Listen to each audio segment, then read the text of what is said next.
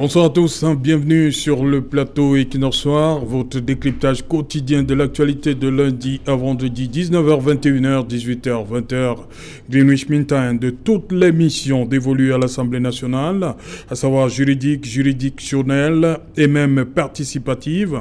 Le rôle politique reste profondément galvaudé au Cameroun. Après juillet 2015, avec Kavaye Yege Djibril, président de la Chambre basse, qui s'offusquait de l'absence des membres du gouvernement à l'hémicycle lors des questions orales, c'était hier au tour de sa camarade de parti et doyen d'âge de se souvenir de cette mission des parlementaires. Au cours de la séance d'ouverture de la session de mars, la députée RDPC a tenu à rappeler aux autres députés l'une de leurs missions, contrôler l'action du gouvernement. Elle menace les gestionnaires indélicats de la chose publique d'user, et ce, pleinement, de ce pouvoir.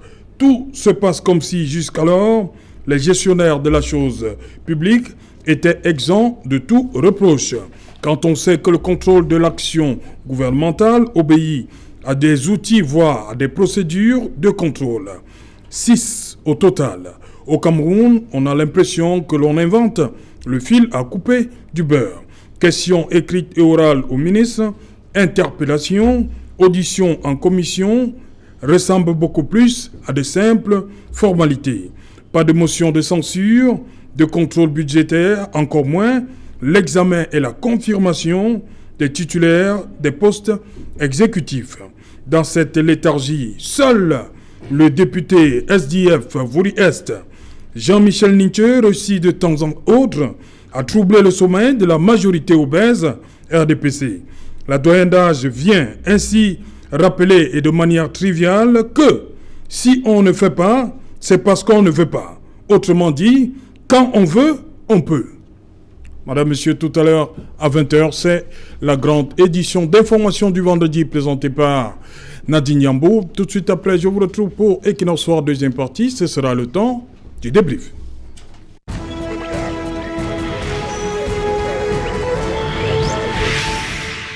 Député et contrôle de l'action gouvernementale, mission oubliée ou tout simplement mission impossible. Pour tenter de répondre à cette question, nous avons invité en plateau ce soir Xavier Bellemé Amand. Oui, bonsoir mon cher Serge Alain Autour. Du Social-Démocratique Front. Oui, nous vous remercions grandement de l'honneur que vous nous faites encore une fois de plus ce soir, nous invitant à votre précieuse émission. Avec votre émission, j'aimerais saluer vos nombreux téléspectateurs de Mora à Kourgaï, dont notamment le coordinateur départemental SIF de Mora, de Mayo Sava précisément, il s'appelle Bouka Mahamat, ils sont en train de nous suivre en ce moment depuis Kourgaï. Okay. Et bonjour à mes copanélistes et aussi à vos millions de téléspectateurs à travers le monde, au Cameroun et ailleurs. Voilà. En face de vous, Ambé Valentin. You're welcome. Sir, once again. Good evening, Serge. Good evening, Cameroonians and viewers of Equinox Soir. Good evening, my co-panelists. It's always a privilege to be here to educate Cameroonians on burning issues that concern our nation. We are here to enlighten you on issues you do not know as far as our nation, Cameroon, is concerned, because a people who do not know their law and their constitution cannot drive the effects of their country. Ok. Emmanuel Cugny, bonsoir. Bonsoir Serge Alain, bonsoir à mes compagnons, bonsoir à vos millions de téléspectateurs. Je dis bonsoir à l'ami politique Mamadou Mota, le premier vice-président du MRC, qui doit d'ailleurs être à Douala ce week-end pour pouvoir, n'est-ce pas, édifier les Camerounais sur toute sa traversée du désert, et puis pour dire un peu quelque chose pour ce qui est, n'est-ce pas, de l'état du MRC. Je crois que j'invite tous les Camerounais à être à l'écoute d'Equinox dimanche, parce qu'il va passer à l'une de vos émissions que je ne voudrais pas dévoiler, mais que les Camerounais connaissent. Okay. Bonsoir Vincent de Paul Guédé. Bonsoir Serge Alain, bonsoir à mes copanélistes et bonsoir à vos millions de spectateurs. Si vous le permettez, je rentre directement dans le sujet par là où vous avez chuté, en laissant croire que seul le député Nietzsche trouble souvent la sérénité du Palais des Verts. Je voudrais rappeler à la mémoire de tous les téléspectateurs que régulièrement, des députés PCRN jouent ce rôle-là. Ils excellent d'ailleurs dans ce rôle. Il ne vous a pas échappé la célèbre phrase du président de l'Assemblée nationale qui demandait à l'honorable Cabral Liby de ne pas courir trop fort. Donc le PCRN, mieux que tout autre parti politique, excelle dans l'interpellation du gouvernement, dans le questionnement de l'action gouvernementale au niveau de l'hémicycle. J'entre par là. Xavier Bellemé. Oui, il faut d'abord que je précise le rôle constitutionnel du parlementaire. La Constitution de la République au Cameroun dévolue deux rôles à un député. Un, le contrôle de l'action gouvernementale. Deux, voter les lois. Et le contrôle se fait en deux phases. À travers les questions orales aux membres du gouvernement, les ministres. Deux, à travers les commissions d'enquête. Et il nous revient que l'opposition, depuis 1992, où l'opposition s'est retrouvée dans... On a eu une assemblée parlementaire pluraliste. L'opposition s'est toujours déployée pour faire son travail parlementaire. Malheureusement, la majorité obèse et mal acquise du RDPC s'est toujours comportée en complice de détournement et de la mauvaise gouvernance dans notre pays. Et, il est vrai, quelques députés de cette majorité, peut-être deux que moi j'ai en souvenir, qui ont pu poser des actes plus ou moins, mais malheureusement, ils ont été sanctionnés par leur hiérarchie plus tard parce qu'ils n'ont pas été réinvestis. Le cas de Mamadou Modi. Ouais. Adama Modi, autant pour moi, et Martin Oyono. Et donc, la preuve, le fait d'avoir refusé de les réinvestir au prochain scrutin. Donc, il est plutôt malade. Il est le seul malade. Excusez, vous allez le temps de venir me contredire. Adama Modi, Martin Oyono et combattre l'actuel âge de l'Assemblée nationale ont eu à se distinguer des autres députés de l'Assemblée nationale. Donc de leurs camarades de RDPC, mais ils n'ont pas été réinvestis. Ça montre à suffisance que cette majorité obèse est tenue par la barbichette, par les membres de l'exécutif. Ça veut dire que quand vous voulez gagner de l'indépendance, on ne vous réinvestit plus. La preuve en est que c'était les quelques meilleurs députés du RDPC qui ont pu s'utiliser comme parlementaires, mais ils ont été sanctionnés par leur parti plus tard. Et de deux, l'OSIF, pendant très longtemps, depuis son retour, avait s'illustrer à démontrer qu'un parti politique de l'opposition peut créer un rapport de force à l'Assemblée et mettre des choses en ordre. Même s'il n'a pas la majorité. Par la qualité du travail parlementaire, notamment notre premier groupe parlementaire. Vous vous souvenez, quand on parlait aujourd'hui de l'opération épervier, c'est le groupe parlementaire ESIF qui a porté ça à l'Assemblée, où tout un ministre s'est retrouvé en prison, on appelle ça.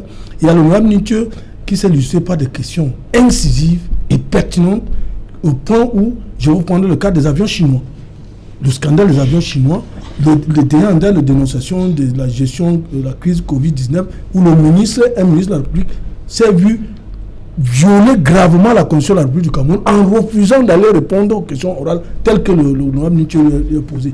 Alors que dans les usages constitutionnels et parlementaires, le ministre devait se retrouver à l'Assemblée. Il a refusé. Il est entré en rébellion contre la Constitution de la République. C'est très grave. Et puis de deux, quand les députés RDPC se comportent ici, ils n'aident même pas le président de la République, le chef de l'État, a mis en soi une bonne gestion des affaires publiques. Et ils l'obligent à se retrouver dans des situations, dans une posture difficile, avec des renégats dans son propre gouvernement. Voilà, Ambé Valentine, il a dit tout à l'heure, un ministre qui refuse de se rendre à l'Assemblée, et je vais également avoir l'avis de Vincent de Paul Guédé, parce que justement, Cabral Liby, il a dit hier, il y a un peu trop de désordre dans le gouvernement, un peu trop de gabégie, un peu trop de laisser-aller, un peu trop de condescendance. Des gens font ce qu'ils veulent. Un ministre qui refuse de se rendre, d'aller répondre aux questions orales à l'Assemblée nationale. Yes, such we know. Parce que ce sont ses camarades. Pourquoi? Comment vous expliquez ça? You know, such every country has a democracy, and the democracy in Cameroon, we are still to define it, because we have not actually known the kind of democracy operating in Cameroon. It's a kind of democracy where the powers that be, the people that you're supposed to exert authority, they are not able to manifest the authority. How do you explain that a minister is called upon by the National Assembly? The National Assembly is the one that drafts the constitution, they're the one that determines the laws of the country, which means every other person, including the president, can be disciplined by the National Assembly because they are people who are voted and they make decisions of the country. Then a minister is called by the National Assembly to answer orally a question and he refused to go. It to tell you the kind of position that the parliament is in the mind of the minister. The minister believes his office is stronger than the lawmakers. The minister believes that his rank in the nation is stronger than a parliamentarian. A parliamentarian is a people's choice. A minister is an appointment. A man who is voted is stronger than him that is appointed. A governor has no power. Vous croyez que c'est comme ça que ça se passe? That's democracy. If you go to ils pensent qu'ils appellent ça la force du décret. No, it's not force the decree. It is a mismanagement of the constitution and abuse of the law. If you go to France, the mayor of Paris, before when Jacques Chirac was mayor of Paris, very strong. You go to America, you see a mayor is very strong. A governor or a DO does not have power more than a mayor or a parliamentarian because those are lawmakers, those are people who are voted by the society. And you don't sit down in a parliament and you call a minister refuses to come. That's an abuse of the constitution. Now, why do I say that our own democracy is questionable? It is because individuals are in this country who think that they can hold power in their hand like water and turn it any direction. It now depends on who you know, not where you are seated. Even if you are seated in the Senate or in the Parliament, if you are connected to the president and you are close to him, all those who are by the law authority, they are not recognized. So I think that we have to redefine the concept of the Parliament. Number two, if we are voting people, it's for the people to go and sit in the Parliament and speak for us. But the people we vote today, they go to the Parliament and they are speaking to them. That's a mystery. The executive bureau is supposed to listen to what the parliament constitutes and then send to them. But instead, when they go to the parliament, it is the minister that commands what the parliamentarian has to do. That is why there is a mix-up as far as democracy is concerned in this country. Now, you see a lot of people are going to parliament, some of them are not even voted. That's the problem. It's based on the connection. You see people go to parliament, they go there practically for one complete year, they don't say anything. How do you go to a parliament you cannot defend your constituency? Because a parliamentarian is first of all a servant to the nation as a whole and a servant to the constituency where he comes from. Now you explain a parliamentarian who lives in Bamenda, is staying in Yaoundé. How does he understand the feeling of his people? How does he understand the challenge of his people? A parliamentarian is supposed to control Batibo is staying in Oja. He stays in Obili. He stays in Biamasi. What is Biamasi got to do with Obili? Oja.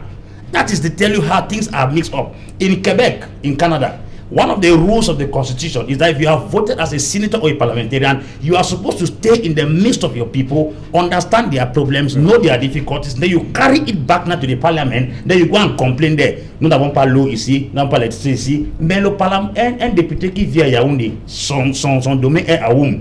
Il va savoir comment. He will not know anything. So when I tell that, on le dit au téléphone, non? He watches his constituency. Quand il va au village le week-end. He watches his constituency on Facebook.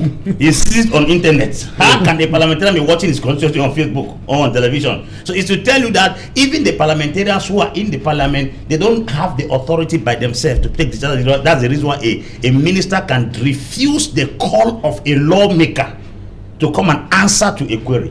So it tells you that the democracy of Cameroon is yet to actually be defined. Voilà, Vincent Poliédé, d'abord, votre leader parle de trop de condescendance, trop de désordre dans le gouvernement. Et on aboutit à ce que décriait Xavier Bellemé avant. Un ministre peut dire que bon, voilà, je ne me présente pas devant la représentation nationale. Oui, en fait, c'est tout simplement parce que le ministre sait se retrouver là en face de ses camarades du parti. Oui. Et il sait que c'est eux qui ont la majorité. Et donc, il n'a rien à craindre de ses camarades. Ce d'autant plus qu'il sait très bien quel est le centre de décision. Il sait comment est-ce que ses camarades de parti ont été choisis. Et il sait également que tant que la décision n'a pas été prise en haut lieu, ils ne sont que des faits valoir. C'est intéressant. Donc pour lui, comme on dit vulgairement, la force du décret, c'est au-dessus de celui-là qui a eu le vote populaire. Malheureusement, c'est la réalité. Et nous sommes bien obligés de la constater pour la dénoncer et décrier et attirer l'attention des populations pour dire qu'en réalité, lorsque vous avez voté un militant du RDPC, un candidat du RDPC, lorsqu'il y va, il ne va pas pour la défense de vos intérêts. Au contraire, il se met au service du parti. Il respecte la discipline du parti. Aucun député du RDPC, nous en avons connu quelques-uns, et justement qui ont été sanctionnés. J'intervenais là. Martin Oyono, le nom. Oui, j'intervenais dans son cas pour expliquer que bon, lui, il a eu des problèmes de santé. Oui. Et jusqu'à présent, d'ailleurs, on garde une pensée pour lui et lui souhaitons bonne guérison. Mais pour les autres, ils ont été sanctionnés. Du moment où ils ne se sont pas mis dans la camisole de force que met le parti politique qu'est le RDPC. Donc, ces ministres qui se comportent tels qu'ils le font, en réalité, c'est parce qu'ils ont la majorité. Mais ça n'empêche pas au parti politique de l'opposition, et donc au PCN, qui est à l'Assemblée, de jouer son rôle. Parce que, voyez-vous, le PCN est allé dans un postulat de 5 sur 180. C'est-à-dire 5 députés qui peuvent influencer la décision de 180 députés. Et d'ailleurs, ça nous a déjà souri. Il vous souvient que dans le cadre de la loi sur la forêt de Beau, où le président national du PCN a directement interpellé le président de la République, la convention qui était en voie de signature a été suspendue. Donc les interpellations ont été faites dans ce sens-là. Donc, on peut quand même dire que bien que les députés du RDPC aient la majorité, et bien que répondant ou obéissant aux consignes venant de la hiérarchie du parti, les autres partis politiques qui sont dans l'Assemblée nationale, et nous regrettons que nous ne soyons pas assez nombreux. Nous regrettons d'ailleurs que le SDF ait refusé que nous constituions un groupe parlementaire, parce qu'on avait la possibilité de constituer un groupe parlementaire et de s'opposer à un certain nombre de lois qui sont votées au niveau de l'Assemblée. Mais puisque, comme par le passé, ils ont été habitués à cette connivence avec le parti au pouvoir, ils espéraient certainement, après cette annulation des élections dans le nord-ouest et le sud-ouest, qu'ils allaient finir par constituer un groupe parlementaire. Donc nous disons que bien que nous ne soyons pas nombreux, nous continuons à jouer notre rôle. Et ce que font donc les ministres peut se comprendre très clairement aujourd'hui. Voilà. Ok. Manuel Kougné, lorsque vous regardez tout ça, vous vous dites, vous avez raison de ne pas y aller? Non, je suis très peiné, très peiné. Ah, vous êtes très peiné? Très peiné déjà de ce qui se passe et très peiné de tout ce que j'écoute ici, parce que nous ne pouvons pas dire des choses qui sont comment dirais-je, pas vraisemblables. Le groupe parlementaire ne sert à rien à l'Assemblée. Le SDF en a eu. Le SDF a eu plus de 40 députés. Le SDF n'a pas pu changer une virgule dans une loi. Parce que c'est un dictat qui est fait là-bas. Et il y a une majorité obèse. On peut vous laisser quelques libertés pour, de temps en temps, quelques petits coups d'oxygène pour vous faire croire que vous représentez quelque chose. C'est des petits coups de pinceau, des petits coups de, comment je peux dire ça, pour faire croire qu'il y a de la démocratie. Et puis j'ai admiré les propos du représentant du RDPC, parce qu'il nous a démontré que justement il ne s'agit pas de la démocratie. La démocratie camerounaise, il n'y a pas de démocratie camerounaise. La démocratie a ses principes. Vous ne pouvez pas dire la démocratie, c'est un concept. Et vous ne pouvez pas venir fabriquer un autre concept et l'appeler démocratie. Vous ne pouvez pas créer une démocratie. Non, il n'est pas du RDPC, Ambé Valentin. Je croyais que c'était le Non, le représentant, il va intervenir tout à l'heure. Tout à fait. Alors, ça m'a d'ailleurs étonné, parce qu'il a tellement bien parlé que je me suis demandé comment est-ce qu'il pouvait... Le RDPC intervient après vous. Voilà. Donc, je disais que il ne s'agit pas d'une démocratie. Et puis, ce que ces gens font à l'Assemblée, je peux vous garantir, ces gens-là, ils ne font rien du tout. Mais alors rien. Parce que s'il faut interpeller le gouvernement, commencer par demander au gouvernement comment est-ce que le Conseil économique et social, qui est une institution créée par l'article 54 de la Constitution de 72, est à Yaoundé et ne fait absolument rien. C'est-à-dire que c'est un organisme fantôme. Il y a un monsieur là-bas qui a été nommé président depuis 1984. En 1900, en 2001, ils étaient 85. Aujourd'hui, ils sont 3. Ils n'ont jamais fait une assemblée générale. Je vous informe, quand vous prenez le budget de l'État du Cameroun, vous voyez que 2020 et 2021, on a alloué 1,591 milliard à cet organisme. ils avaient pour budget de fonctionnement 1 milliard 91 millions, budget d'investissement 500 millions. Ils ont consommé 90%. Ils sont tellement malins qu'ils ont enlevé leur plaque. C'est-à-dire que vous arrivez à Yaoundé, vous ne voyez plus le plaque du Conseil économique et social. Et chaque année, les députés vont à l'Assemblée. Les gens, je dis que depuis que leur bureau, il y a eu l'incendie à l'Assemblée, ils sont en villégiature, ils sont allés à Tinga quelque part, ils ont mis une plaque. Après, ils ont disparu, la plaque n'existe plus. Et chaque année, vous avez 1,5 milliard de millions. On verse à cet organisme. Et je vous dis, le monsieur est là depuis 1984. Aujourd'hui. Ils sont tous partis. Aujourd'hui, ils sont presque 3. Et cet organisme est un organisme très important, n'est-ce pas, pour ce qui est des politiques économiques. Ça dit qu'elle devait réfléchir, donner son avis. Le DSE devait faire l'objet d'une réflexion profonde au niveau du Conseil économique et social, qui devait faire des propositions au gouvernement. Et puisque là-bas, tous les corps de métier sont représentés. Mais je vous dis qu'ils sont à 3. Alors, qu'est-ce que les députés font à l'Assemblée quand ils voient un budget? Ils voient 1,591 milliard dedans pour donner à un organisme fantôme. Ils veulent le budget, ils veulent quand le compte de règlement arrive, ils trouvent qu'on a consommé 90%. Ils interrogent qui, pourquoi faire. Donc, je dis que ces messieurs sont là peut-être pour pouvoir, n'est-ce pas, améliorer un peu leurs conditions d'existence. Mais je pense qu'il n'y a pas d'Assemblée nationale au Cameroun parce que c'est le pouvoir exécutif qui joue le rôle. Bon, maintenant, pour améliorer les conditions d'existence de certaines personnes qui font leur école là en la politique, qui font leur premier pas en politique, ils peuvent se retrouver là-bas, améliorer leurs conditions, etc. Mais ce n'est pas une Assemblée nationale. Parce que une Assemblée nationale ne peut pas permettre qu'au sein d'une république, qu'il y ait une affaire comme celle-ci. Je peux vous citer des organismes qui auraient pu permettre à l'État même du Cameroun de ne même pas aller au FMI. Parce que nous avons des ressources qui circulent, qu'on a laissées entre les mains des personnalités pour pouvoir, n'est-ce pas, les engraisser et les amener à soutenir le régime pour que le régime soit perpétuel. Donc, vous ne pouvez pas parler de démocratie dans une affaire comme ça. D'ailleurs, le président Ahidjo, bien que dictateur, disait qu'il est dans une démocratie. Hein. Il appelait sa démocratie la démocratie gouvernante. Donc maintenant, vous avez appelé, je ne sais plus quoi, des larmes communautaires. Oui. Vous mettez des petits mots par-ci, par-là pour pouvoir embrouiller les Camerounais. Il n'y a pas de démocratie. Nous sommes dans une dictature. Et que les gens arrêtent de parler de démocratie. Ce qui est là comme Assemblée nationale, c'est des gens qu'on a mis là pour les engraisser un peu, pour améliorer leurs conditions d'existence, pour accompagner le gouvernement dans ses actions. Et ils n'ont rien à dire. Interrogez les ministres pour faire quoi?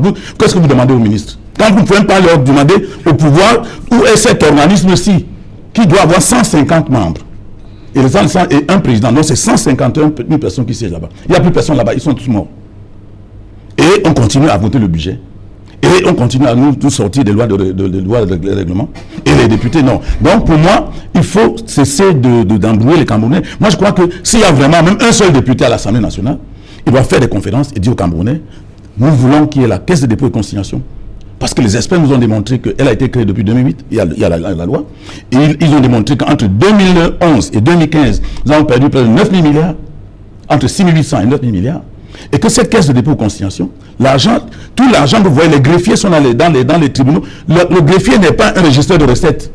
Ce sont les fonds qui doivent aller dans la caisse de dépôt et consignation. On manipule dans tous les sens. Je peux vous donner au moins 50 postes de recettes, c'est-à-dire là où les recettes doivent sortir pour aller dans cette caisse. En France, par exemple, c'est cette caisse qui est utilisée à 80% pour les logements sociaux. Mais c'est dans les mains des gens, dans les banques, les comptes qui ne sont pas en mouvement pendant une certaine période doivent aller dans le compte de dépôt consignation. Tous les gens manipulent tout ça. Mais les députés, ils parlent de quoi? Mais s'ils ne savent pas, qu'ils demandent aux experts, qu'on leur dise ce qu'ils doivent poser comme problème. Aller parler à un dit qu'on veut interroger, parler à un député, un ministre, demander comment il a dormi la nuit, pourquoi il ne s'est pas réveillé tôt, etc. C'est pas ça qui va gérer la République. Ok, voilà, on va prendre la direction de la Pennsylvanie, qu'on nous attend depuis un bon bout de temps. René Itamuna Bondima, bon après-midi chez vous là-bas.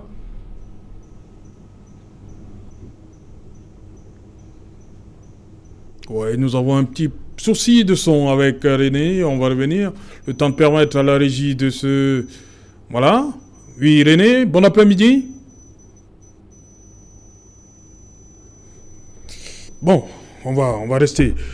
Voilà, on va revenir à cette sortie de la doyenne d'âge qui dit que si elle s'adresse aux gestionnaires indélicats, que nous risquons, nous allons veiller au grain, l'Assemblée nationale n'hésitera pas à user et pleinement de son pouvoir de contrôle de l'action gouvernementale. Oui, Elle fait une annonce. Oui, et bon, disons, Pour des choses qui doivent être évidentes. Espérons fait une annonce. Espérons que comme elle est la majorité obèse et mal acquise du RDPC, et qu'enfin, elle et ses collègues, ses camarades députés de la majorité vont se réveiller enfin et faire un travail parlementaire pour justifier les salaires à la fin du mois, comme député de la nation. Et avant cela, je voudrais indiquer à mon vis-à-vis Yédé, c'est ça, non? Vincent de Paul, que l'OSIF n'a pas pour vocation d'être une opposition de l'opposition. Si nous sommes ici, c'est pour démontrer à l'opinion publique nationale quelles sont les actions que nous menons à l'Assemblée, quels sont les actes. D'abord, l'opinion publique est témoin des actes que l'OSIF a toujours menés depuis que nous sommes à l'Assemblée depuis 1997. Les actes nous avions menés jusqu'ici, nos parlementaires ont mené. C'est de ça qu'on parle. Et de deux, si vous dites que vous êtes retrouvé à l'Assemblée, parce que c'est très facile de vous trouver sur un plateau comme ça, faire une annonce, donc vous démontrez tout de suite, vous démontrez que l'opposition au Cameroun est incapable de gouverner un État. Si vous ne pouvez pas savoir à ce niveau de l'Assemblée, quand le groupe parlementaire c'est 15 députés, il faut avoir 15 députés pour former un groupe minimum. Et de deux, la loi au Cameroun interdit le panachage.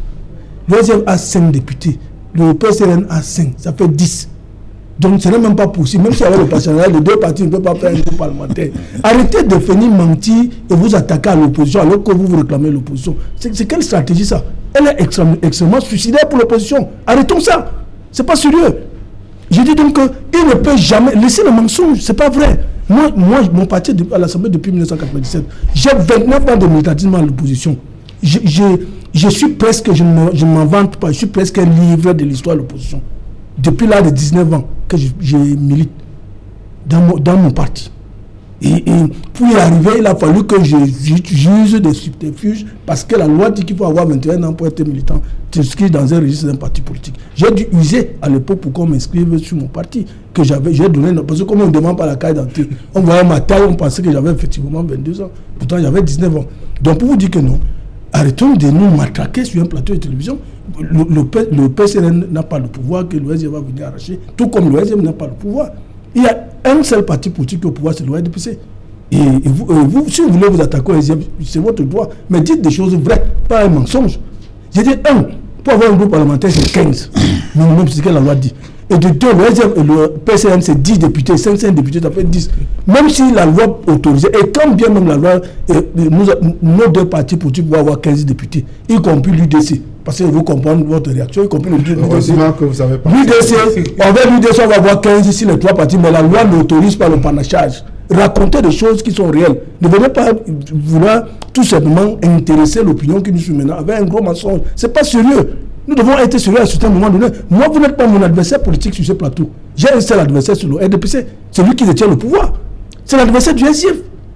Nous nous sommes constitués effectivement pour prendre le pouvoir. Et là, donc les autres partis politiques, nous vous considérons comme des concurrents et non pas comme des adversaires. On peut même être des alliés demain. Pour revenir, pour terminer rapidement sur votre question, le budget de la République du Cameroun, c'est 4 870 milliards. Et le rôle du Parlement, c'est effectivement de veiller à la bonne exécution de ce budget, qui est distribué sur 52 chapitres. Donc, notamment les ministères et les institutions. De diverses institutions, M. Kouré venait de faire état d'une le Conseil économique et social qui consomme l'argent du contribuable pour rien, pour ne rien produire. Et ça même. L'espère. Voilà. Et les députés, la majorité, l'espèrent. Parce que quand on pose des questions, qu'est-ce qu'on va dire? Ah, vraiment, le roi Nietzsche là, il dérange beaucoup. Parce qu'il interroge les gens. Moi, c'est une situation qui est incroyable dans une république. Nous ne demandons pas aux députés du RDPC de voter contre les partis parce qu'ils doivent suivre à la fin la discipline du parti. Mais même se prononcer publiquement en dénonçant, comme les autres, comme les Matins nous l'ont fait, comme Adama Modi l'ont fait, et autres, l'actuel secrétaire général de l'Assemblée nationale.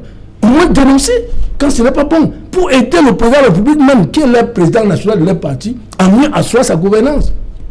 Je prends le cas de la taille de 33% sur les téléphones et autres plaques numériques, et dont l'opposition avait dénoncé, mais cette loi est passée en 2019, elle a été votée, et heureusement que la clameur publique est montée, l'opinion publique, ils ont dû reculer.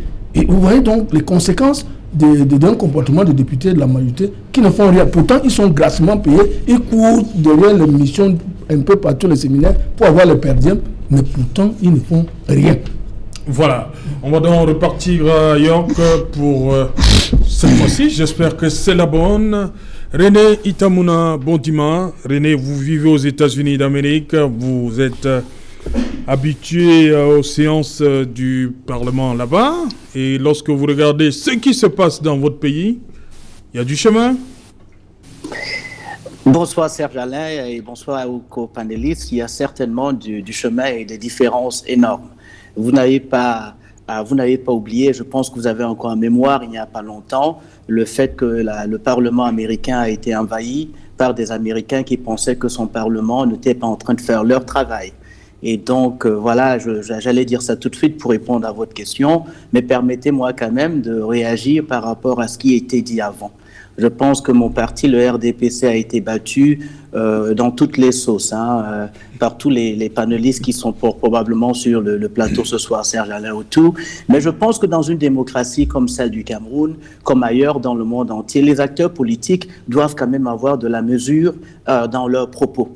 Il ne faut pas faire croire aux Camerounais dans leur ensemble que, et quand ils voient l'ensemble des partis politiques représentés ici, que tout est mauvais à l'Assemblée nationale du Cameroun, tous les députés sont mauvais et que l'Assemblée obèse donc en mauvaise santé. Le RDPC a gagné les dernières élections parlementaires, il a certainement une majorité confortable. Mais le RDPC travaille avec 2 partis d'opposition qui eux aussi sont représentés à l'Assemblée nationale. Maintenant, le Parlement camerounais, dans son rôle de contrôle de l'action du gouvernement par les questions orales et écrites et la création de comités d'enquête, a probablement encore un chemin court ou bien des missions limitées. Quelqu'un a cité tantôt la France ou le Canada. En France, il est ajouté aux missions du Parlement le contrôle et l'évaluation des politiques publiques. Je pense que beaucoup sur le panel aujourd'hui sont en train de demander peut-être l'évaluation des politiques publiques pour voir quels résultats on obtient afin que les Camerounais se soignent mieux, que leurs enfants aillent à l'école et qu'ils trouvent du travail.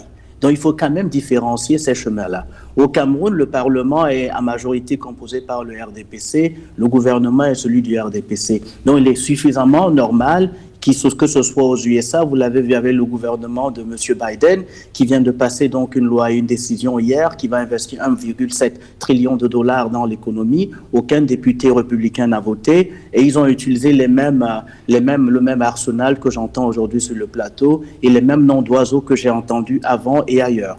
Donc, c'est comme ça dans une démocratie, le jeu démocratique est parfois difficile. Quand un gouvernement au pouvoir et qu'il a une majorité à l'Assemblée nationale, généralement la majorité à l'Assemblée ne met pas en difficulté son gouvernement. Et vous allez voir à travers l'étendue du Cameroun, quelqu'un a dit tout à l'heure que tous les députés étaient à Yaoundé. Non, tous les députés ne sont pas toujours à Yaoundé. Pendant les sessions, les députés sont à Yaoundé. En dehors de sessions, certains sont libres de se déplacer comme ils veulent, mais ils voyagent librement à travers l'étendue du Cameroun. Vous les voyez accompagner des préfets, des sous-préfets, visiter des marchés, visiter des hôpitaux, donner des coups de main dans leur communauté, que ce soit les députés du RDPC ou ceux de l'opposition. Ne jetons pas comme ça à la poubelle l'entièreté de notre Assemblée nationale, donnons-leur l'occasion de travailler, posons les questions difficiles, veillons aussi à ce que l'Assemblée soit outillée pour conduire dans les missions d'évaluation et de contrôle de politique publique. Et cela est important pas seulement au Cameroun, mais aussi aux États-Unis. Et la pédagogie est nécessaire pour que le peuple comprenne que ce n'est pas en disant ce qu'on dit sur le plateau ce soir-là que la ménagère demain va voir le prix baisser au marché. Il faut travailler ensemble. Il ne faut pas juste jeter des pierres aux députés. Il faut aussi les outiller localement. Tout le monde qui est sur le plateau ce soir vit dans un arrondissement, dans une ville, dans un département qui est représenté par un député. Il faut travailler avec les députés localement, leur présenter donc des façons nouvelles d'améliorer la vie, le quotidien des citoyens camerounais dans leur localité. Et donc les députés ne sont pas des murs. Les députés, c'est des êtres humains camerounais avec leur sensibilité, certes politique, mais ils écoutent et veulent faire changer, évoluer leur pays. Madame Bédé, l'exemple, vous avez entendu son discours à l'ouverture de la session de ce mois. Ok, voilà, j'ai vu beaucoup de réactions sur le plateau. Vous voulez réagir à la suite de René? Oui, je crois que je ne sais pas si... René Itamuna. Oui, je suis très embêté également parce que il parle de contrôle de l'évaluation des politiques publiques. Ça, c'est aussi le rôle des députés. Je voudrais dire à M. René que nous sortons tout droit d'un programme économique qui a échoué. Et je voudrais qu'ils sachent qu'en 2014, DSE, qu'en 2014, il y a eu une première évaluation parce qu'ils ont senti, ils ont senti que l'échec allait arriver. S'annonçait. Et ils ont décidé de créer des plans d'urgence. 2014, plan d'urgence pour l'accélération de la croissance, 925 milliards. 2014 toujours, plan d'urgence pour les régions du Septentrion, 160 milliards. 2014 toujours, 2016, plan d'urgence zone, 103 milliards, 102 milliards, février. Alors aujourd'hui, on est venu, M. Paul Tasson et son chef, Alamine, le ministre du Plan, nous ont annoncé que le DSE a échoué et qu'ils ont corrigé les erreurs du DSE pour nous donner un autre programme économique, un autre programme qui va porter les politiques publiques économiques qui s'appelle Stratégie nationale de développement 2030. Et personne ne nous a dit qu'est devenu, ce que les plans d'urgence sont devenus. Parce qu'un plan d'urgence doit avoir des projets et des programmes. Donc on a bouclé le DSE sans donner un compte rendu. Et puis, si les plans d'urgence sont en train de s'étaler sur la fille du DSE, il faudrait qu'on explique cela aux Camerounais. Moi, j'ai lu le document, le nouveau document. C'est des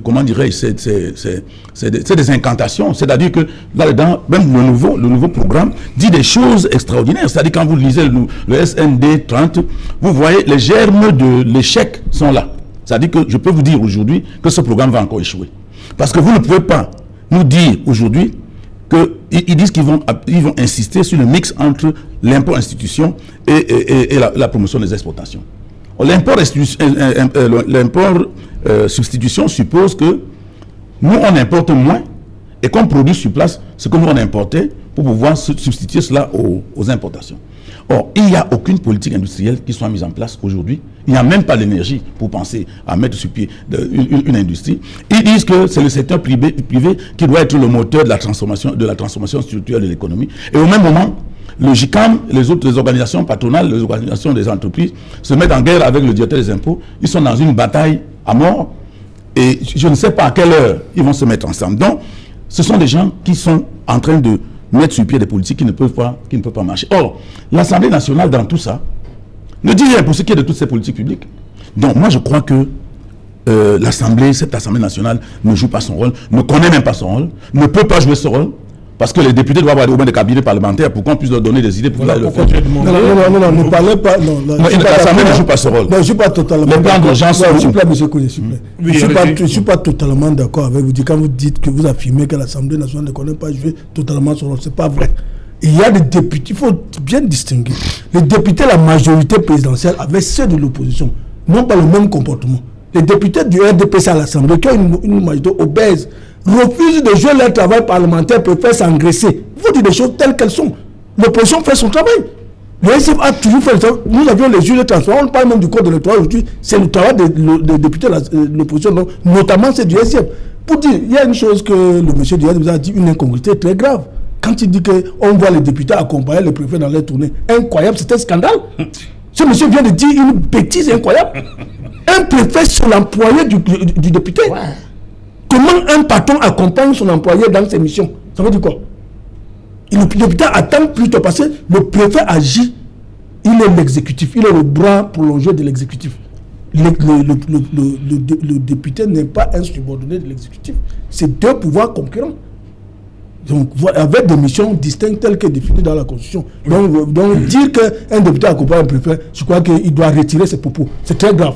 Ambé Valentin, justement, cette sortie de la doyenne d'âge qui vient rappeler que si jamais nous allons faire notre travail, elle dit, c'est une façon de dire que jusque-là, ils ne font pas leur travail? Oui, they are not doing their job. That's the truth. Because the issue is, when we are talking about the National Assembly, the majority of those who are controlling the National Assembly is the ruling party. It has about 140 parliamentarians, which means much of what is ruling Cameroon is decreased. And most of those parliamentarians that come through the ruling party were not, I can tell with all confidence that they did not come through a vote of confidence. that they will just create elections in this environment and somebody is choosing and appointed to come. When they appoint to come to the parliament, you come and sit quiet because you cannot argue the man that put you into power. But a parliamentarian is supposed to be somebody that has full right to argue the judiciary as well as argue the executive. If you go to Tanzania, you will discover that John Pombe Magufuli wanted to go out of power. It was the assembly that sat down, revamped the constitution, and then changed that he should stay in power. He refused. The case of Rwanda, Paul Kagame wanted to go out of power. It was the National Assembly, which means the National Assembly has the power to decide if a president will stay on seat or he will go out of seat. But when democracy is lopsided, where more of power is wielded to a particular party, a party that has 140 parliamentarians in a house of 180, what do you expect SDF to say? What do you expect PCRN to say? Like what he said, it needs at least 15 deputies to form a group that can start to say something. Now, the party that there, if you join the two political parties like PCRN and SDF, they are not even up to 15. Then you are talking about UDC. UDC is a satellite party. No, you cannot say. Oh, I'm telling you, these are all satellite parties. Ils sont pas là pour se défendre. Let me be. Look, we are Cameroonians, and we know what happens here. There are parties in the National Assembly that are satellite parties that are just there to answer the democracy in Cameroon. Oui. And we know very well that those parties are there. They have another identity, but they are connected to a root. Voilà, on va permettre à Vincent de Paul Diédé de dire un mot avant le 20h. Oui, je voulais juste dire que les discours solennels ont la particularité d'être beaux, d'être incisifs, mais pour la plupart ne sont jamais suivis d'action. Donc, que cette doyenne ait fait ce discours, je crois que c'est peut-être son intention, mais ça n'a rien à voir avec la réalité que nous connaissons. Mais je voulais quand même dire quelque chose ici, parce que j'ai été interpellé là tout à l'heure. Vous savez, c'est bien beau qu'on tire sur le parti au pouvoir, mais nous de l'opposition, nous ne sommes pas exempts de tout reproche. Je suis un élu. Et quand je viens m'asseoir sur un plateau pour dire quelque chose, je sais de quoi je parle. Et ce que j'ai dit, je le maintiens pour ce qui est du SIF. Et d'ailleurs, ce n'est pas nouveau pour ce qui le concerne. Lorsque vous suivez tout le déroulement que M. Kougne fait, lui qui est du MSC, on se demande mais comment est-ce que eux qui maîtrisent tant le fonctionnement de l'Assemblée nationale ont pu refuser de prendre part aux Vincent de Paul, on va continuer. On va continuer où vous êtes arrêté. Merci. On va continuer. Oui, vous allez répondre dans un instant dans le 20h, comme tous les vendredis. Nadine Yambou, bonsoir. Au menu ce soir. Bonsoir Serge Alain, bonsoir également à vos invités. Ce soir au journal de 20h, nous évoquerons l'élection de Patrice Motsepe comme président de la Confédération africaine de football. Seul candidat en lice, il a été donc porté à la tête de l'instance fêtière du football africain ce vendredi au thème de l'Assemblée générale qui s'est tenue à Rabat au Maroc, donc élu pour un mandat de 4 ans. Nous parlerons également de ce nouveau rapport de Human Rights Watch concernant la crise anglophone dans les régions du nord-ouest et du sud-ouest. L'ONG accuse les séparatistes de multiplier des abus et exactions sur des populations civiles dans le chaudron de la crise anglophone, déplorant également un regain de l'insécurité dans les régions du nord-ouest et du sud-ouest. L'ONG donc accuse les groupes armés de paralyser l'année scolaire dans les régions en crise au Cameroun. Serge Alain. Voilà, madame, monsieur, dans un instant, dans le développement de tous ces titres, dans le 20h de Nadine Yambou, on se retrouve après pour Equinox Soir deuxième partie, le temps du débrief.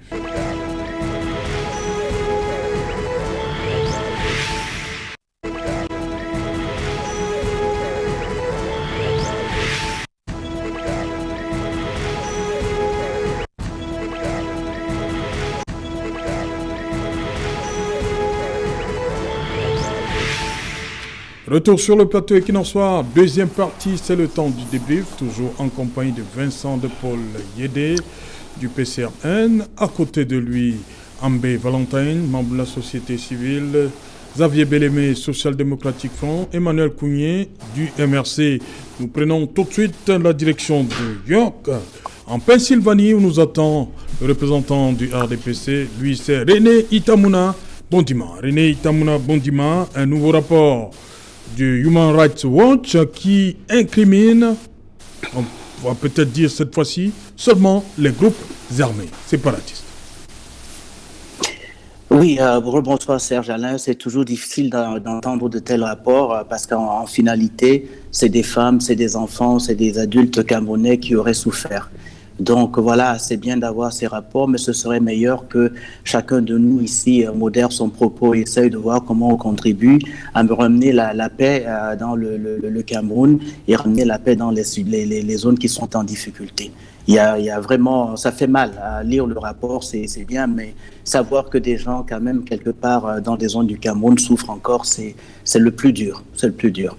Et si vous me permettez, j'aimerais rebondir et répondre à deux propos qui ont été tenus tout à l'heure, qui étaient assez gentils à mon endroit. Numéro 1, je voudrais juste... René, permettez qu'on fasse d'abord le tour sur le rapport de Human Rights Watch, et je reviens à vous, c'est promis. Hein, je sais que vous brûlez d'envie de répondre à Xavier Bellemé et Emmanuel Kounié, c'est promis. Je reviens à vous dans un instant. Bon, voilà, Human Rights Watch... Je vous en prie. Voilà, qui incrimine les groupes séparatistes. Ouais, c'est... Accuse d'exaction et aussi empêche, trouble fortement l'année scolaire. Oui, effectivement, c'est une situation où l'OSIA, à travers le chairman, a entrepris à l'époque, au début, en rencontrant, en profitant d'une opportunité, s'était présenté quand le chef d'État recevait l'équipe nationale qui était sacrée championne d'Afrique au Gabon, oui, pour lui dire qu'il était temps qu'il descende lui-même parce que le chef d'État détient, d'après le chairman, la solution à cette crise et d'aller régler ça immédiatement parce que pour éviter qu'on en arrive à de telles situations catastrophiques humanitaires, malheureusement, ça n'a jamais été fait. C'est pour ça que l'OSIA a toujours demandé qu'il y ait un dialogue inclusif, qu'il fallait qu'on laisse l'élite anglophone s'asseoir, trouver des solutions endogènes et puis revenir au niveau de la communauté nationale pour pouvoir proposer et prendre des décisions politiques importantes. Donc malheureusement, l'OSIA n'a pas été écouté, comme aussi d'autres acteurs politiques de l'opposition et de la société civile qui ont fait plusieurs propositions, notamment je pense à une personnalité comme le cardinal Christian Toumi et autres. Ils ont fait plusieurs propositions, malheureusement, le pouvoir n'a pas écouté. Effectivement, parce que la guerre, on sait quand elle commence, comment elle se termine, on ne connaît pas. S'il y a moyen de l'éviter, il faut l'éviter parce que la suite et les conséquences peuvent être dramatiques, comme c'est le cas. Nous sommes aujourd'hui à plusieurs centaines de milliers de Camerounais qui sont des déplacés internes, plusieurs autres dizaines de milliers qui sont des déplacés, des réfugiés au Nigeria et autres ailleurs. Et c'est avec des villages entiers qui sont rasés, des morts partout, des soldats comme des civils. C'est une économie qui est à terre, qui est complètement détruite. Le tissu social n'est pratiquement plus existant. Et c'est une situation humanitaire catastrophique. Et que franchement, il est toujours temps pour arriver là. Et c'est des groupes extrémistes dont l'OSIA va toujours condamner. Mon parti n'est pas sécessionniste, il est fédéraliste. Il faut le rappeler. Et nous sommes contre la sécession. Malheureusement, l'extrémisme politique a permis à ce que cette situation connaisse une résurgence aujourd'hui, malheureusement avec un bilan terrible. Ok. Emmanuel Kounié, est-ce que le fait de dire comme ça, là, tout de go, que ce sont les extrémistes qui sont à l'origine des exactions aujourd'hui peut amener la situation, les lignes à bouger de ce côté-là? Non, je crois pas. Accuser frontalement les accusés. Je crois que ce message peut amener à ce que ces exactions puissent disparaître. On va le dire comme ça. Bon, je crois que nous ne devons pas déformer le rapport de Human Rights Watch. Ils ont dit que les séparatistes ont fait des exactions. Oui. Ils ont tué des chefs. Et nous avons dit, tout le monde le sait. Maintenant, ils n'ont pas dit qu'il n'y a que ça. Puisqu'en d'autres temps, ils ont dit également, quand il y a eu l'affaire de Garbou, que l'armée a posé des actes. Donc, ils estiment, quand on regarde ce rapport, on ne doit pas lire rien que ça, on doit lire tous les rapports. Et se rendre compte que le peuple... Nous sommes sur nouveau rapport. Oui, on veut donc dire que les populations sont prises dans les taux de deux extrémismes. Ceux qui sont au pouvoir, qui ne veulent pas causer avec les autres, et ceux qui ne veulent pas se calmer et qui ont pris les armes pour pouvoir revendiquer quelque chose qui, semble-t-il, ils ne pourront même pas avoir. Ce qui fait que la population est prise dans les taux. Bon, ce qui est vrai, c'est que dans une guerre comme celle-ci, ce qu'on dit ne compte pas. Ce qui compte, c'est comment allons-nous sortir de cette situation.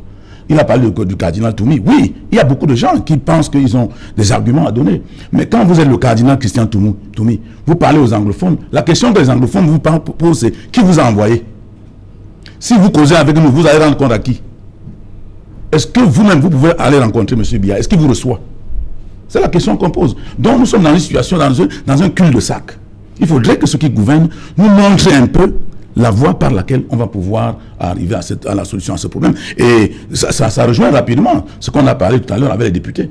Les députés du SDF avaient un groupe parlementaire, ils ont dansé, ils ont chanté, ils ont sifflé vous et là. Ça n'a rien dit à personne. Donc, la minorité là qui est à l'Assemblée ne peut rien faire. Elle ne peut rien faire. Et puis, pour nous, au MRC, nous pensons que tant que les conditions ne sont pas réunies pour que les gens puissent aller aux élections en étant sûrs d'avoir la majorité, puisque la majorité réelle est du côté de l'opposition, mais les autres arrachent cette majorité par la force, il faudrait donc que les règles de jeu soient claires pour qu'on aille aux élections normales, des élections normales avec des conditions normales, avec des règles normales, et des règles qui tiennent et que on en sorte avec une majorité de l'opposition afin que nous puissions résoudre le problème. Sinon, pour nous, ça ne vaut pas la peine d'aller dans une affaire comme ça.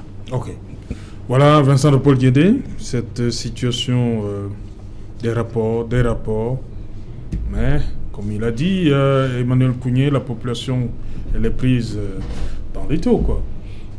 Non, si nous restons dans le rapport qui a été fait, il s'agit d'une dénonciation des exactions qui ont été commises par les groupes séparatistes. Mais on peut observer très clairement que cette organisation n'est pas allée jusqu'au bout de la démarche. Parce que c'est une chose que de dénoncer. Elle l'a souvent faite, mais sauf qu'elle ne s'est pas toujours arrêtée là. Elle est souvent allée jusqu'à demander des sanctions. Il aurait été de bon ton que ici également, on requiert des sanctions pour les donneurs d'ordre qui sont connus, qui sont notoirement connus.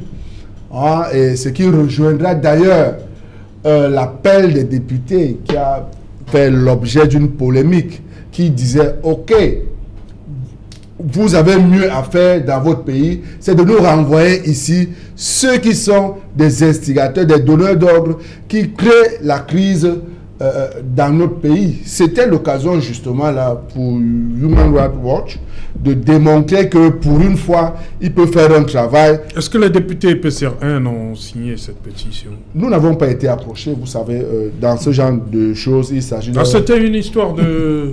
C'est un lobbying, ouais. C'est un lobby. Et... on n'a pas approché le PCR1. Non, c'est à l'initiative des députés anglophones. Ça, il faut le dire. Ouais. C'est à l'initiative des députés anglophones.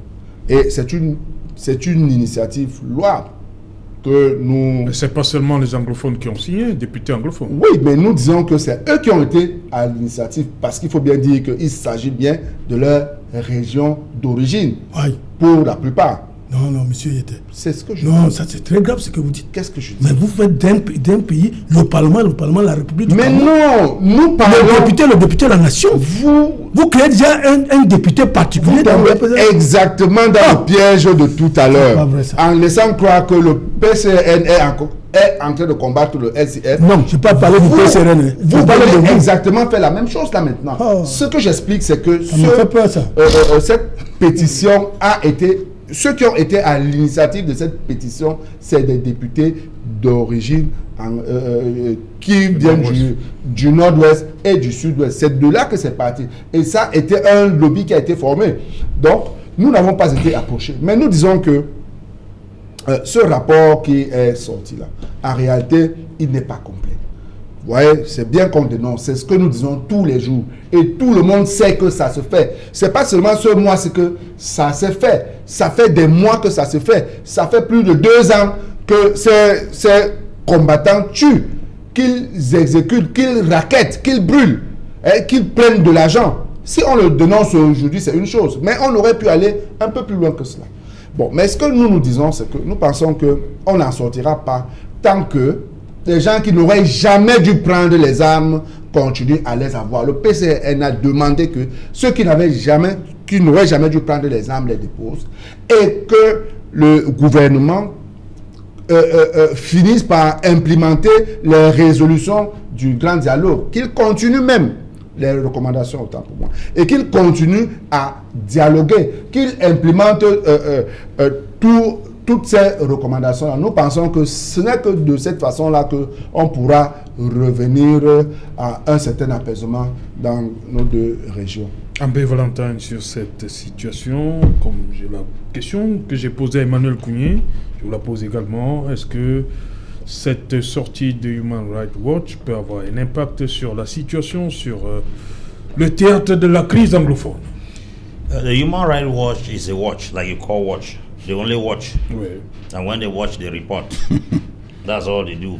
They watch in Sierra Leone, they watch in Liberia, they watch in Central African Republic, they watch in Sudan, they are watching in Cameroon. They have no power to execute what they watch. Their own is to see and give reports. The power to execute is not in their hands. So if my brother is saying that they should not end at watching and giving report, they should go ahead by taking sanction. Human rights does not have that power.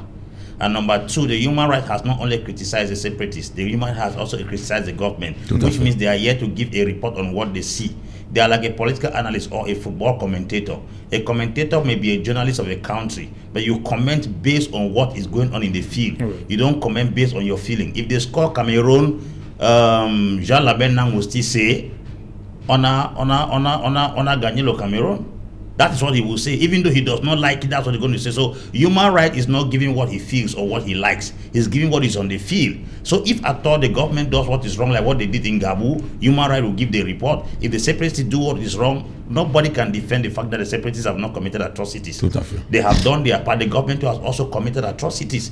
They say we have professional military who kill little children and pregnant women. Separatists also kidnap people and take money. So on both sides, human rights is a watch. According to their name, they are there to watch, not to execute. So let them watch and give the report. And their responsibility now is based on those who have collected the report, who have the power to execute decision. Let them go into action. So we cannot blame the human right for giving a report. The international bodies are there. La Francophonie is there. Commonwealth is there. United Nations is there. AU is there. They are not here. But human right is here to see for them. Give them a report so that they can react. But if they take the report and they don't react, then it means nothing is happening. They are giving the human right more labor to labor for nothing, and nothing is coming out. So human right has a responsibility to bring out the report.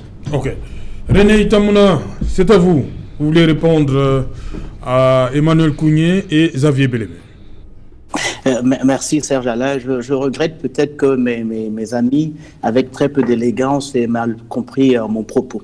Je n'ai jamais dit et je n'avais pas l'intention de dire que les préfets dans leur tournée sont accompagnés par les députés. Je répondais à la question de savoir ce que les députés font. Ils sont tous à Yaoundé, qui avait été dit, je pense, en anglais, en disant que les députés vivent dans nos communes, dans nos villes. Et on les a vus récemment, pour certains, distribuer des dons dans la Léquier, accompagnés de préfets. On a vu des députés descendre sur des scènes de macabres d'accidents. On les a vus accompagner l'autorité publique. Pas pour conduire des missions de députés à côté du préfet, parce qu'ils sont aussi des citoyens et ils sont des élus du peuple. On les a vus sur le terrain, et me faire dire que les députés ne peuvent pas être à côté du préfet un jour ou un autre, vraiment, je trouve ça de très mauvaise couture. Deuxième point. Le deuxième point, c'est que, voilà, j'ai entendu dire que 2 députés du RDPC, un qui est aujourd'hui secrétaire général de l'Assemblée, un autre qui n'est plus, l'ancien député Oyono de l'Océan, étaient de bons exemples.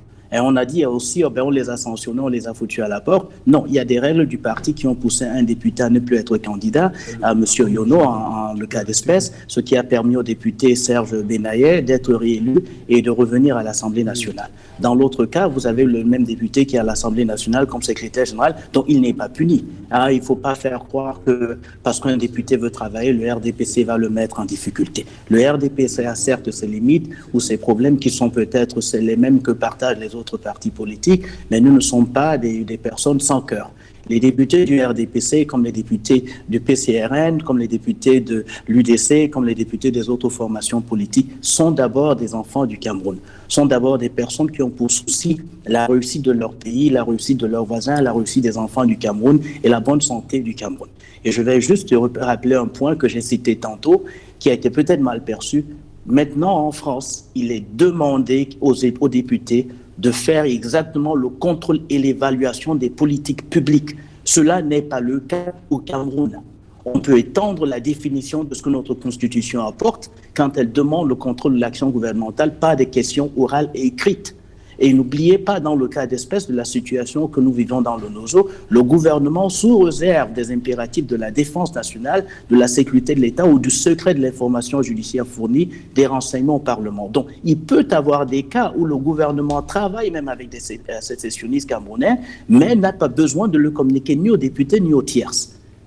Dans ces démarches-là, le député peut demander les informations, le gouvernement n'est pas obligé de le faire. Il y a un ministre, en l'espèce, M. Wakata Bovine, qui est là, les députés ont son contact. Vous avez un autre député, M. Ngatia, qui a créé le réseau des parlementaires pour la diaspora, qui rencontre ses collègues députés, qui rencontre les ministres et qui a même récemment rencontré les ambassadeurs au nom des députés camerounais. Il pose des questions et présente les soucis des Camerounais qui vivent au Cameroun, et évidemment beaucoup de ceux qui vivent aussi à l'étranger. Donc, les députés camerounais, dans leur ensemble, on peut leur porter des critiques si vous voulez. Moi, j'en porte peut-être beaucoup moins que ceux qui sont sur le plateau, mais il faut surtout les soutenir, il faut les outiller.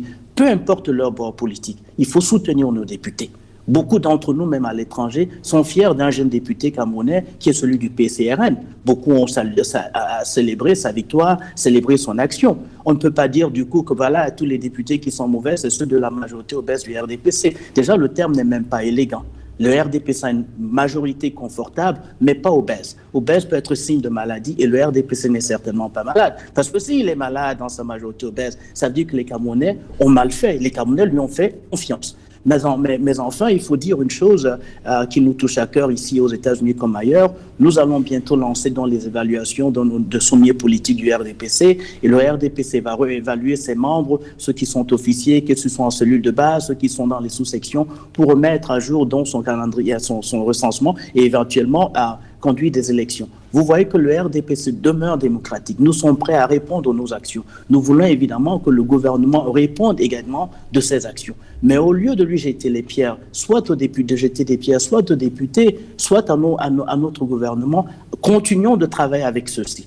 Continuons de travailler avec nos députés, continuons d'outiller nos députés pour obtenir les résultats. Nous avons vu des femmes qui se plaignaient tout à l'heure sur Equinox. Il faut les soutenir. Il faut soutenir nos femmes, nos voisines, nos filles, nos sœurs, qui tous les jours labourent pour réussir dans leur vie et réussir avec leur famille. Alors les insultes et les pierres qu'on lance simplement à nos députés ne sont pas des outils qui vont apporter le progrès dans notre société camerounaise. Madame Beda a lancé le jeu. Elle a dit au gouvernement, nous allons utiliser les outils qui sont les nôtres, donnons-lui le temps d'arriver là. Il y a encore des sessions qui vont arriver. Les mois sont là, on est au début de l'année et les députés, comme le gouvernement, ont encore beaucoup de travail à faire et les députés et les gouvernements ne se cachent pas les uns des autres. Monsieur Wakata Bovine est là, il est connu, il frappe à toutes les portes et les députés frappent aussi à toutes les portes. Nous aussi, même les élus, nous qui vivons à l'étranger, élus du RDPC, nous appelons nos députés, nous appelons nos ministres. Ces gens-là ne sont pas à des murs. Nous travaillons en collaboration. Tout le monde doit travailler en collaboration, peu importe votre bord politique. Voilà, merci Irénée. Vincent de Paul Guédé, Madame Laurentine Kouamengue, il s'agit d'elle, doyenne d'âge, dit que bon, maintenant, si ça continue, nous allons utiliser les moyens qui sont les nôtres. On serait tenté de demander à quelle heure. Voilà. Et je vous le disais avant le journal que les discours des cérémonies solennelles en réalité sont souvent très beaux et très poignants. Nous l'avons souvent vu, même lors de la rentrée de la Cour suprême l'autre jour. Il y a des choses que nous avons entendues, mais qui après ne changent rien au fonctionnement de la justice. Nous ne sommes pas là pour faire le projet, le procès de la justice, mais nous disons que pour ce qui est de notre Parlement, ce discours ne reste qu'un discours. Et quand M. Etta, là, tout à l'heure, a évoqué la discipline du parti, en réalité, c'est quand même un peu embêtant de constater que le RDPC, qui a la majorité qu'il veut confortable jusqu'à ce jour, n'est jamais pu... Non, il dit que ce n'est pas élégant hein, quand vous dites majorité. Justement. Donc majorité confortable. Je préfère emprunter ces termes pour dire que le RDPC, donc, qui a cette majorité confortable jusqu'à ce jour, on ne comprend pas que 5 ans après, n'ait pas pu mettre à l'ordre du jour un débat sur la crise anglophone. Nous comprenons très clairement que ces députés sont aux ordres. Ils sont aux ordres. S'ils en avaient la possibilité, nous en sommes sûrs, ils mettraient certainement cette question à l'ordre du jour, ce qui n'est pas le cas. Et on en vient donc à se poser la question, à quoi est-ce qu'ils servent? Ce qu'on a fait une démonstration là tout à l'heure de ce que peuvent faire des députés.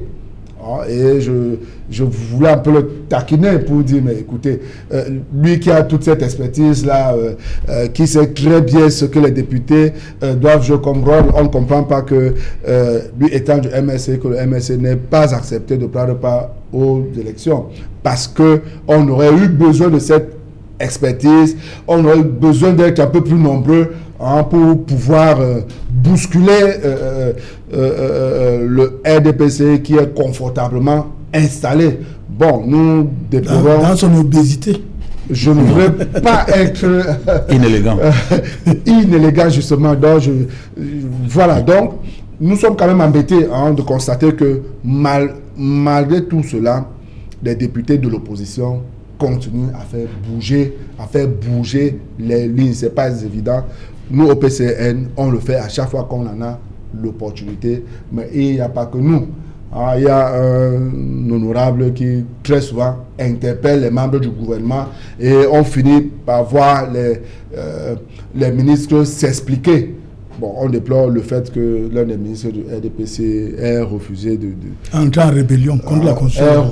Refusé de venir s'expliquer face à ses compères membres du Parlement. Ça nous ramène vraiment à croire que ces députés du RDPC n'ont pas les mains libres. Et c'est vraiment dommage pour notre Parlement.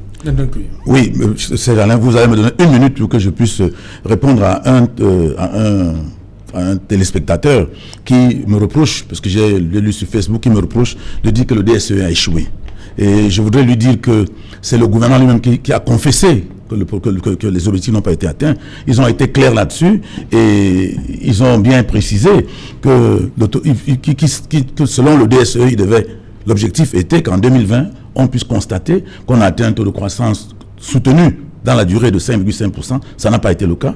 Ils voulaient ramener le sous-emploi de 75,8% à 50%. Le sous-emploi a plutôt augmenté, puisque le sous-emploi, on est à près de 80%. Et ils voulaient ramener le taux de pauvreté de 39,9% à 28,7%. Eux-mêmes disent que ça fait 10 points, mais ils ont réussi à faire 2 points. C'est à vérifier, parce que personne ne peut croire à ce qu'ils ont dit, mais eux-mêmes reconnaissent qu'ils n'ont fait que 2 points sur 10. Ils ont également dit qu'il fallait que l'investissement public dans le budget puisse partir de 20% à 30%, ce n'est pas le cas. Et ils ont confessé qu'ils ont échoué. Bon, maintenant, pour revenir on revient dans le sujet. Là. Ouais, pour revenir dans le sujet, moi je crois que les députés, je crois qu'on n'a même pas grand-chose à leur reprocher. Parce qu'ils sont entrés dans une affaire où ils ne peuvent vraiment rien faire. Ce que je me serais attendu est que les députés qui sont à l'Assemblée nationale, qui ne peuvent pas faire passer leurs idées, c'est-à-dire que quand ils veulent revendiquer quelque chose, ils ne peuvent pas, qu'au sortir de l'Assemblée nationale, qu'ils fassent des conférences de presse, qu'ils fassent des tournées, qu'ils informent le peuple sur leur position et qu'ils sensibilisent le peuple sur ce qui devait être fait et qui n'a pas été fait. Et là, on pourra peut-être, à travers le travail qu'ils vont faire ainsi, trouver des thèmes, des sujets transversaux, comme ce que je viens d'évoquer tout à l'heure, où il y a des postes budgétaires qui sont consommés gratuitement. Le peuple peut se lever pour dire non à cela. Et ça peut être, n'est-ce pas, un sujet pour lequel tout le monde est d'accord. Et moi, je crois que c'est le rôle des députés. S'ils ne sont pas capables de faire, même s'il y a 2 députés là-bas, et qu'ils ont des idées qui ne passent pas, quand ils sortent de là, ils doivent faire en sorte que le peuple sache que voilà ce qui a été fait. Nous avons voulu que ça se fasse ainsi, mais nous n'avons pas pu. Et ils doivent sensibiliser les gens afin que le peuple lui-même prenne ses responsabilités. Parce qu'ils représentent le peuple. Ceux qui sont là et qui sont du RDPC sont à la traîne, ils sont les mains liées. D'ailleurs, certains députés nous disent qu'à l'Assemblée nationale, quand eux veulent faire des revendications, ils disent aux députés des autres partis d'opposition, s'il te plaît, il faut poser telle question. Parce qu'eux-mêmes, ils n'ont pas la possibilité. La discipline de parti les empêche, n'est-ce pas, de dire ce qu'ils pensent. Donc, c'est pratiquement comment je peux les appeler, des gens qui sont coincés dans une affaire où ils n'ont pas un mot à dire. Parce que dans ce parti-là, on investit les candidats. Et si vous démontrez que vous ne respectez pas, n'est-ce pas, la hiérarchie ou bien vous ne respectez pas les règles du parti, alors vous ne serez pas investi prochainement. Donc, ils ne peuvent écouter que ce que leur parti dit. Ça veut dire que le RDPC a pris le Cameroun en otage. Ok. Amba Valentin, comment imaginer un Parlement où où les députés jouent véritablement leur rôle dans ce pays? Qu'est-ce qu'il faut concrètement? The truth is, when we will start... Parce qu'il vous a dit là qu'il y a des députés RDPC qui ont des idées, mais comme ils ne peuvent pas les exposer, ils sont obligés de passer par ceux de l'opposition, me le dire, bon voilà, poser telle préoccupation. We're going to have good parliamentarians and we'll have independent parliamentarians, not parliamentarians who are being remote controlled. The first thing is that we have to go to the electoral code.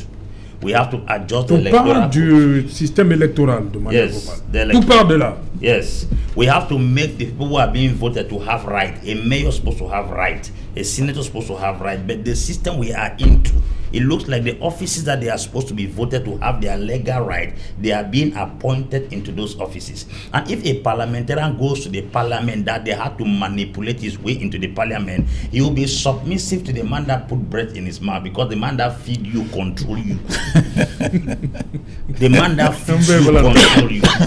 That if somebody is the one that decides where you are sitting today, he is your God. If you play, he will remove you tomorrow. But in a genuine parliament, people are going there based on legal vote. Something happened in Malawi recently. They were voting in a community. People came and stood on a line. You stand on my back. There were no votes that were casted. It was direct.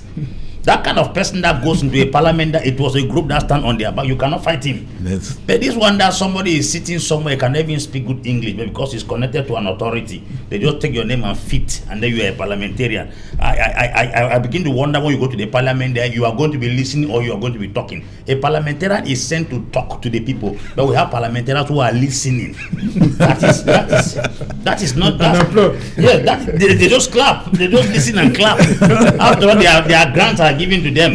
Then the issue is, a parliamentarian is the one that they defend a budget in front of a parliamentarian. They give parliamentarians 8,500,000 every year for parliamentary grants. Who goes to control them? Whether they tar, they road, they build the bridge, they give the water, or they build the classroom. Nobody goes to check that one. People are taking parliamentary grants to go and put zinc in their houses. They tar their floor and put tiles in their house. Then the people who voted them, they begin to buy bread and give to them. Is that a parliamentary responsibility? So the ELA will redefine the electoral code and give the parliament or the voted members of the country their unique right. So when you enter into the parliament, you can stand like in other countries and you hit the table knowing. I see parliament where they fight. They have never fought in Cameroon parliament. They have fought in Zambia, fought in Uganda, because there you see people have a level. Vous voulez qu'on en arrive à ce stade-là? That is a parliament. When we are about to go, you talk what that does not go with box, so that we come to a conclusion. That's parliament. No, don't tell me no. That's the real parliament. But when you just go there and you sit there, instead of you talking, they are talking to you. They are talking to you. You just say, we, chef, we, patron, we, secretary.